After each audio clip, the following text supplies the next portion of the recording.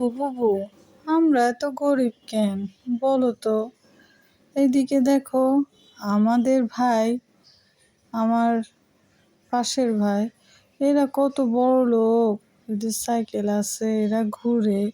আমাদের এত কষ্ট, একবেলা খাইতে পারলে আরেক বেলা খাইতে পারি না। মুরগি দেখো, ছাগল দেখো, স্কুলেও যাইতে পারি না টাকার অভাবে, ভাতই খাইতে পারি না, কিভাবে স্কুলে যাব? বল না বাবু, আমরা এত গরিব কেন? হ্যাঁ, আমাদের কখনো দিন ভালো হইব না?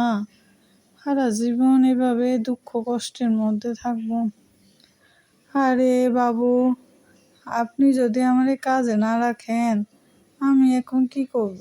আরে তোর কোনো সমস্যা নাই, আমার বাড়িতে তুই কাজ করবি, বাড়িতে অনেক কাজ আছে, বাজার করা, ক্ষেতের পানি দেওয়া, এই তো শুধু ট্রাক্টরের কাজ করব, তোরা এগুলো করতে হইব না, বুঝছস? আরে ভাইয়া, তুমিও আসছো, যাক ভালো হয়েছে, মা বাবাকে দুজনেই দেখতে আসলাম, ভালোই হলো। হ্যাঁ বাবা, চলো আমরা বাসায় রওনা দিই। আমরা দুই যমজ ভাই একই জায়গায় চাকরি পাইছি, তো বাবা অনেক সৌভাগ্য না তোমার জন্য?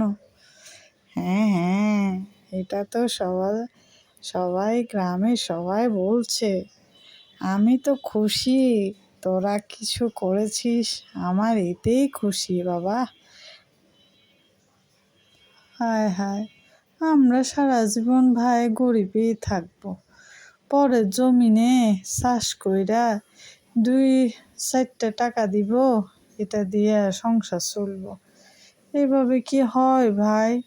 চলো না, আমরা 3 ভাই মিলে একটা জায়গা কিনি, ওই জায়গায় চাষ টাস কইরা কিছু একটা করি।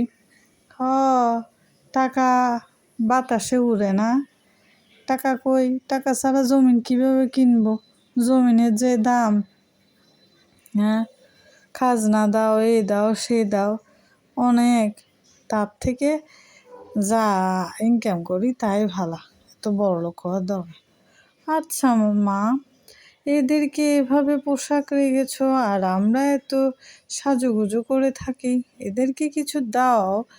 মা মেয়ে দুজনে ছিঁড়া বিড়া কাপড় চোপড় পরে, মা কিছু দাও না, কিছু ওদের জন্য শপিং করো মা, এভাবে দেখতে আমার ভালো লাগে না।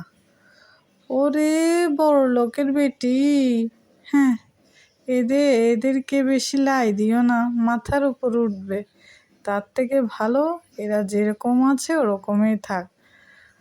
না না আপুমনি, আমাদের জন্য চিন্তা করতে হবে না, আমরা গরিব মানুষ, একদিন খাই একদিন খাই না, আমাদের জন্য আপনারা কোনো রকমের ঝগড়া বিবাদ করিয়েন না। আমরা গরিব হইতে পারি, আমাদের লোভ লালসা নাই, এই ছিঁড়া বিড়া কাপড় আমাদের ভালাই লাগে, গরম লাগে না।